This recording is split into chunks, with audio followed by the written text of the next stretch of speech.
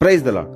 தேவனுடைய பார்வை 1 சாமுவேல் 16வது அதிகாரம் 7வது வசனத்துல கர்த்தர் சொல்றாரு, மனுஷன் பார்க்கிறபடி நான் பாரேன், மனுஷன் முகத்தை பார்க்கிறான், கர்த்தரோ இருதயத்தை பார்க்கிறார் என்று. எல்லாரும் தாவீதை ஆடுகளை மேய்ப்பவனாக பார்த்தார்கள். ஆனால் கர்த்தரோ தாவீதை ராஜாவாக பார்த்தார். தாவீது ராஜா இஸ்ரவேலரை 40 வருஷம் அரசாண்டார். இப்படி கர்த்தருடைய பார்வை எப்பொழுதும் விசேஷமானதுதான். அதில் ஒரு சிலரை பார்ப்போம்.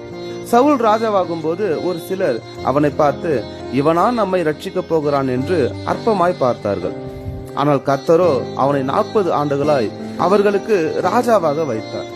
அடுத்து மோசே தன்னுடைய சகோதரர்கள் எகிப்தின் அடிமைத்தனத்தில் இருப்பதைக் கண்டு அவர்களை ரட்சிக்க விரும்பினார். ஆனால் அவர்களோ, எங்கள் மேல் அதிகாரியாகவும் நியாயாதிபதியாகவும் உன்னை ஏற்படுத்தினவன் யார் என்று பரியாசம் பண்ணினார்கள். இந்த மோசேயேதான் தேவன் முச்சடியில் அவனுக்கு தரிசனமாகி அவர்களுக்கு தலைவனாகவும் மீட்பனாகவும் ஏற்படுத்தினார். மோசேயின் மூலமாய் அநேக வல்லமையான காரியங்கள் தேவனால் செய்யப்பட்டன. மோசே அவர்களை 40 வருஷம் வழிநடத்தினார். இப்படி நாம் அநேகரை சொல்ல முடியும். ஒத்னியேல் ஒரு போர் வீரனாய் இருந்தான்.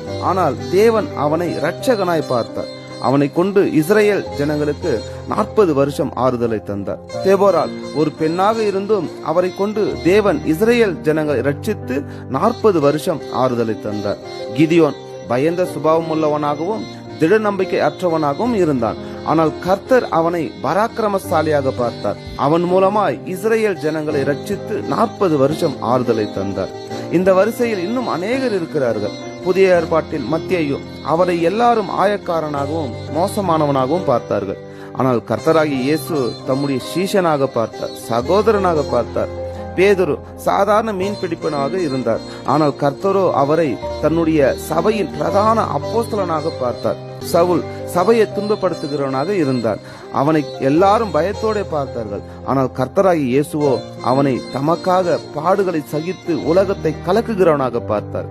எனக்கு அன்பானவர்களே, இன்றைக்கு மனுஷன் உங்களை அற்பமாய் ஏளனமாய் அசட்டையாய் பார்க்கலாம். கவலைப்படாதீங்க. கர்த்தராகிய இயேசு கிறிஸ்து உங்களை அப்படி பார்க்கல, உங்களை விசேஷமாய் பார்க்கிறார். ஏனென்றால் உங்களை அவர் தம்முடைய ஜீவனை கொண்டு மீட்டெடுத்திருக்கிறார். நீங்கள் அவருடைய ஜீவனுக்கு நிகரானவர்கள் என்பதை நினைவில் கொள்ளுங்கள். நிச்சயம் உங்களையும் கர்த்தர் பயன்படுத்துவார். உங்களை கொண்டும் அநேக காரியங்களை செய்வார். அவரை மாத்திரம் சார்ந்திருங்க, சோர்ந்து போகாதிருங்க. உங்கள் வாழ்க்கையையும் தேவனால் மாற்ற முடியும் என்பதை விசுவாசித்து அவரிடத்தில் உங்களை அர்ப்பணித்து ஒப்புக்கொடுங்க. ஏற்ற நேரத்தில் தேவன் உங்களை உயர்த்துவாராக. ஆமென்.